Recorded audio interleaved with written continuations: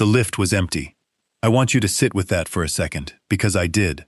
9 months after I lost my wife, I walked into our boathouse on a Monday morning with a cup of coffee in my hand, and the one thing I had left of her was gone. My name is Charles Gleeberg. I'm 68 years old. I built Greenberg Boatworks from a rented slip and a coffee can full of brass screws into 4 marinas along Grand Traverse Bay. But Eleanor built the home that made all of it worth having. 9 months ago, I found her on our kitchen floor. Brain aneurysm. No warning. Here Saturday night, laughing at the television, gone before Sunday's coffee finished brewing.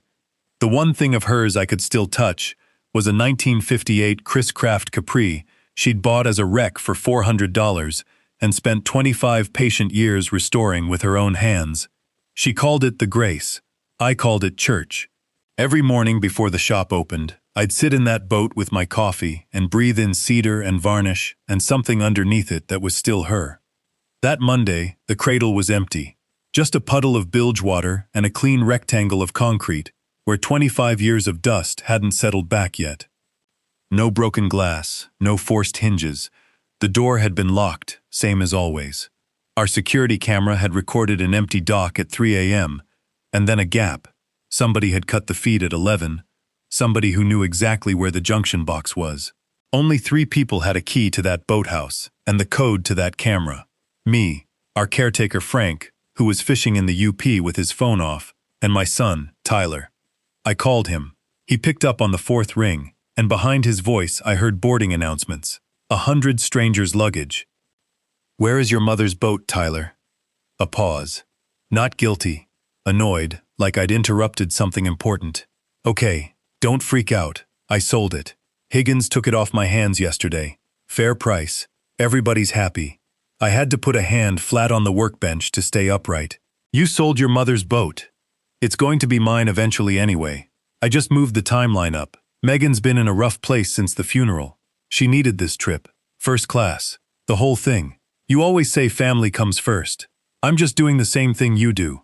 A boarding chime rang out behind him. Get over it, Dad. It's a boat. We'll talk when we land. The line went dead, and I stood there in the empty boathouse running numbers. Because 40 years of running a company teaches you to smell a story that doesn't add up.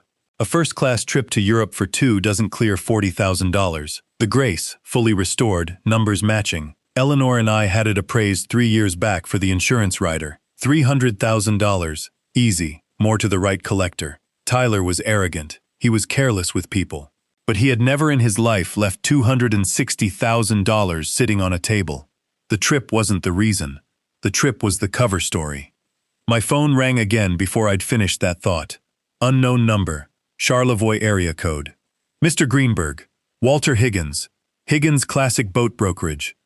You need to come down here today. There's something your wife left inside that boat, and I think you need to see it before I do anything else with this thing. How did you get my number, Mr. Higgins? And how does a broker hand over that kind of money without confirming who he's handing it to?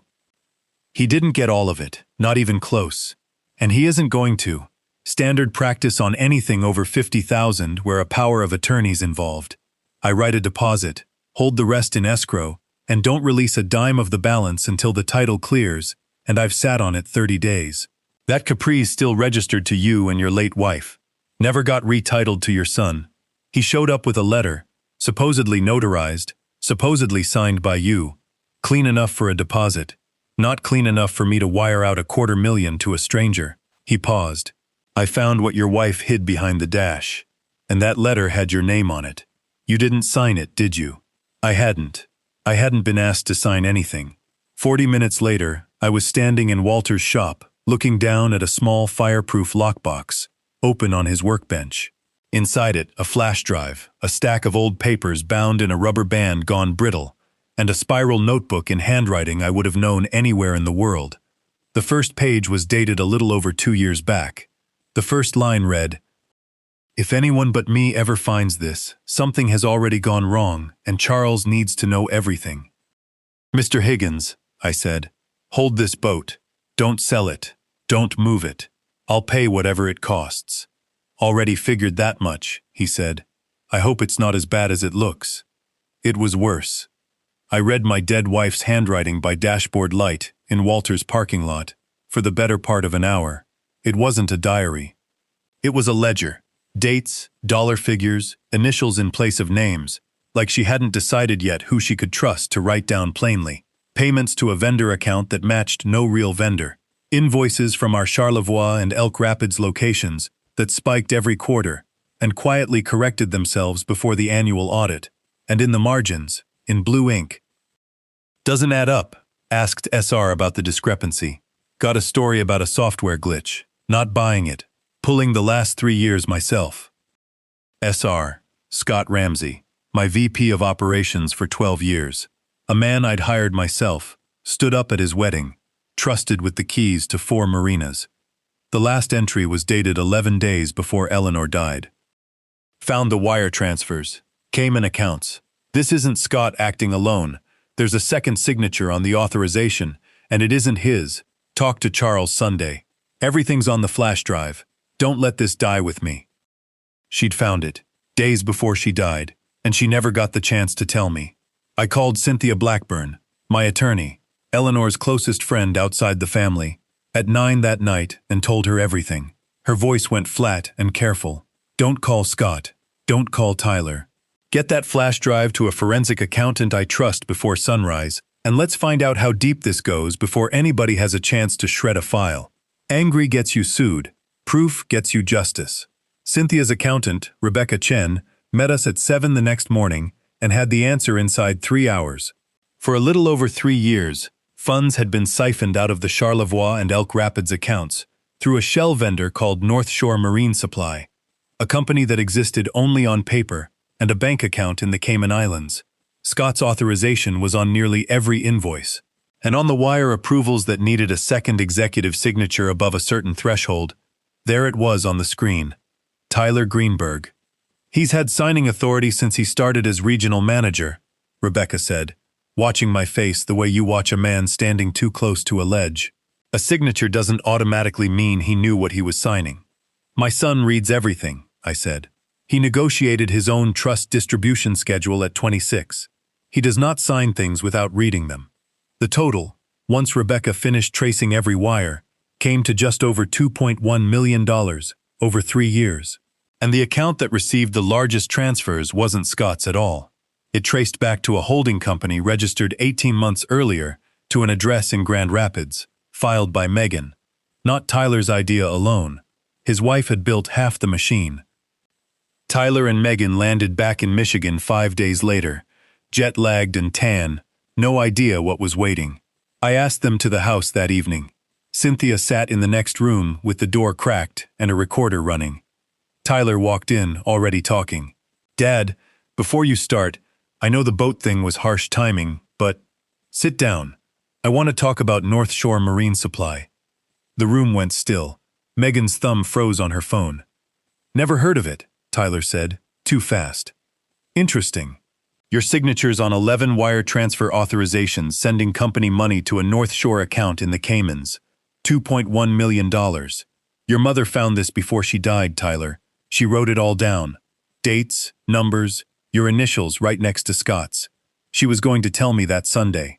The same Sunday I found her on the kitchen floor." Megan's face had gone the color of old paper. "And the second account," I said. "The one that received the largest transfers. That's not Scott's either. It's a holding company you filed, Megan. 18 months ago. Grand Rapids. I have negotiated contracts worth more than my son's entire net worth without my pulse changing. Watching my daughter-in-law's face collapse in that kitchen, my hands were shaking so hard I had to press them flat on the table. Not one more lie in this house, I said. Your mother spent 25 years restoring that boat with her bare hands, and you forged a power of attorney to sell it in an afternoon so you could buy plane tickets with money you'd already been stealing for 3 years. Get out. My attorney will be in touch. They left. I sat alone in that kitchen a long time, listening to the quiet the way you listen to a wound to see how bad it actually is. I confronted Scott a week later in his own office, Rebecca's full trail on the desk between us like a loaded gun.